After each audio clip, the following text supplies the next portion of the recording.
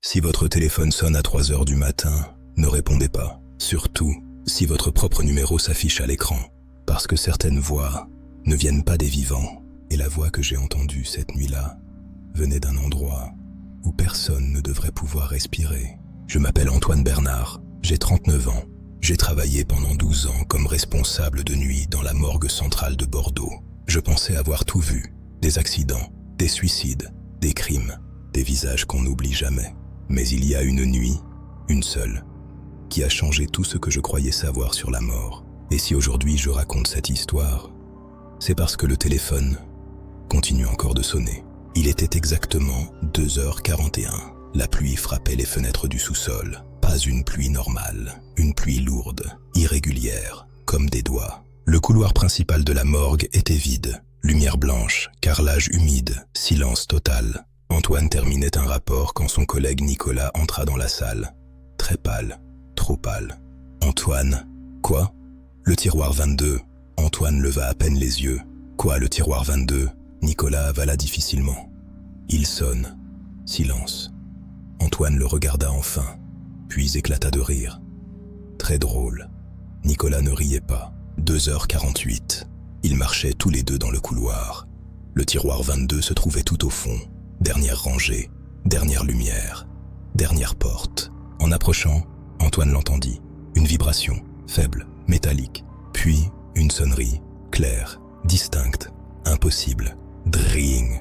Antoine s'arrêta, son cœur ralentit. Nicolas murmura « Tu vois, je ne suis pas fou ». Antoine consulta la fiche. Tiroir 22, femme, inconnue, environ 30 ans. Accident de voiture, heure du décès, 16h12. Téléphone personnel, non récupéré. Antoine fronça les sourcils. Puis, la sonnerie recommença, cette fois plus forte. Dring. À l'intérieur, sans aucun doute, à l'intérieur du tiroir. Nicolas recula. On appelle la sécurité. Antoine secoua la tête. Non. Il posa sa main sur la poignée, glacée. Puis, son téléphone vibra dans sa poche. Il le sortit, regarda l'écran et sentit son sang se figer.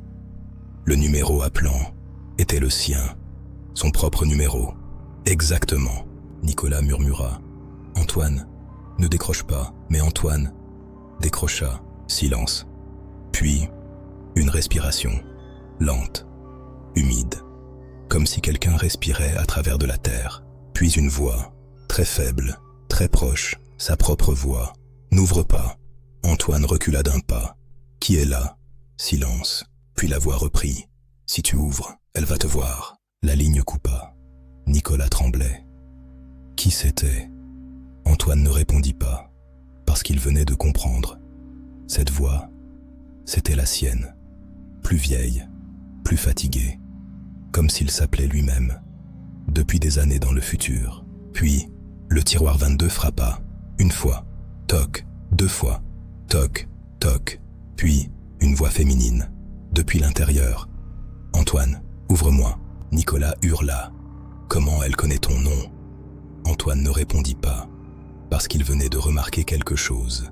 La fiche du tiroir, le nom vide, était en train de se remplir, tout seul, lettre après lettre. A, N, T, O, I, N, E. Le téléphone vibra encore, même numéro. Antoine répondit immédiatement, sa propre voix, cette fois, en pleurs. Écoute-moi, tu n'as plus beaucoup de temps. Qui es-tu? Je suis toi. Dans 6 heures, Antoine sentit ses jambes devenir molles. Quoi? La voix tremblait. Je l'ai ouverte, puis des cris, des objets qui tombent, des alarmes, et avant que la ligne coupe, une dernière phrase, presque un murmure. Ne la regarde jamais dans les yeux. 303. Le tiroir commença à vibrer, fort, très fort, comme si quelque chose essayait de sortir. Nicolas courut, mais Antoine resta, impossible de bouger, comme paralysé, comme appelé. Puis, la poignée tourna, toute seule, lentement, très lentement. Clic, le tiroir s'ouvrit, centimètre par centimètre. À l'intérieur, la femme, peau blanche, cheveux noirs, parfaitement immobile, téléphone dans la main, écran allumé, appel en cours, avec Antoine. Puis, ses yeux s'ouvrirent. Noir, entièrement noir, sans pupille, sans blanc, sans vie.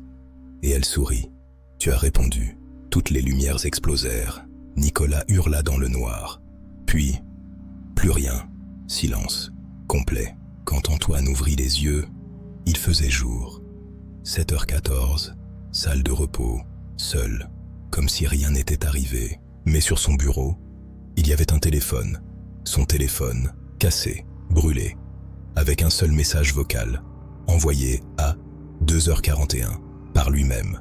Il appuya sur lecture et entendit sa propre voix, terrifiée, en train de pleurer. « Antoine, si tu entends ce message, ne travaille jamais la nuit du 14 novembre 2026, parce que c'est ce soir que tu meurs. Aujourd'hui, chaque année, à 2h41, le tiroir 22 appelle. Toujours. Le même numéro. Toujours. Et personne n'a jamais osé répondre. Sauf si vous regardez votre téléphone maintenant et que votre propre numéro apparaît.